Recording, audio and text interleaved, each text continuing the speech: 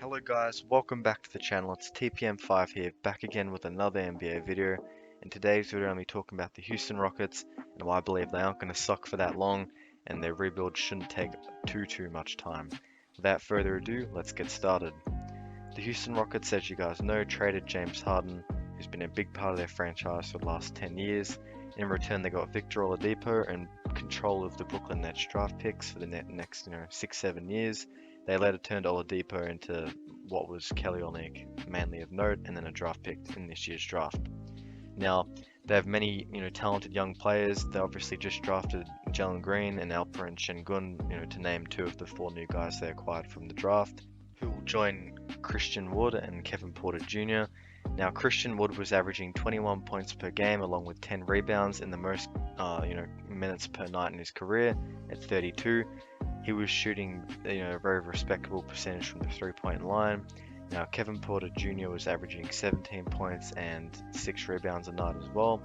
Now, he's a very key young player, kind of the heir to James Harden's throne in terms of that backcourt scorer. Now, I think he had that 50-point game, which was kind of a coming of age, and a lot of people were very excited with that, and I think he has a very bright future ahead of him.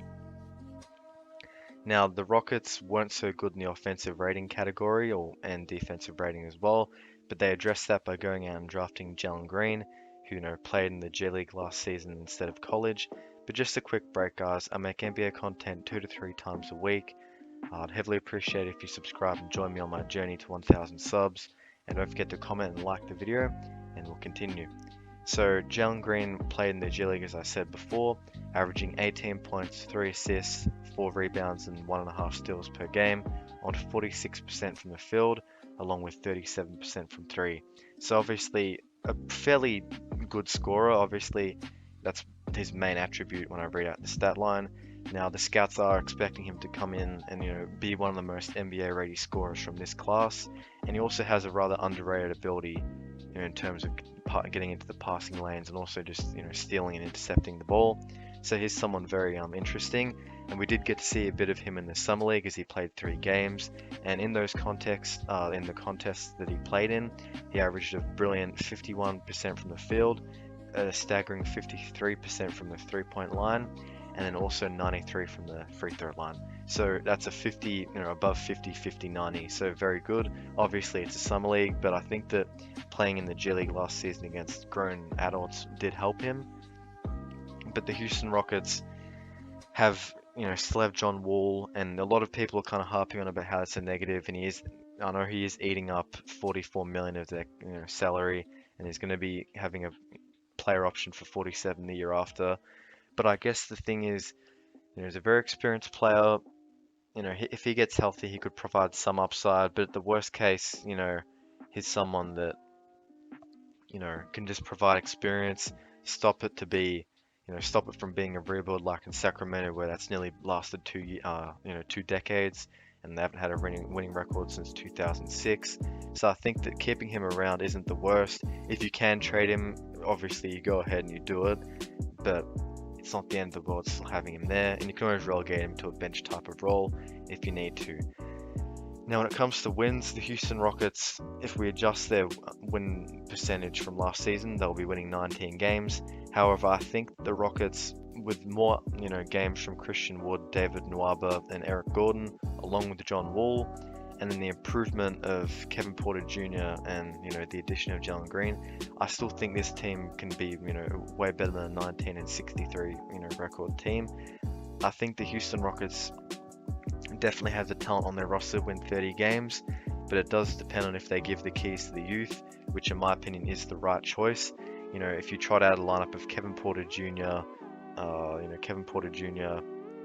Kyrie Thomas, Jalen Green, Daniel Tice, and then Christian Wood, or Alperen Sengun instead of Daniel Tice. It depends on what kind of rotations they have, because in every position they kind of have a choice between a veteran and a young guy. They might start the year with a veteran and go with the young guy later on. I'm not too sure.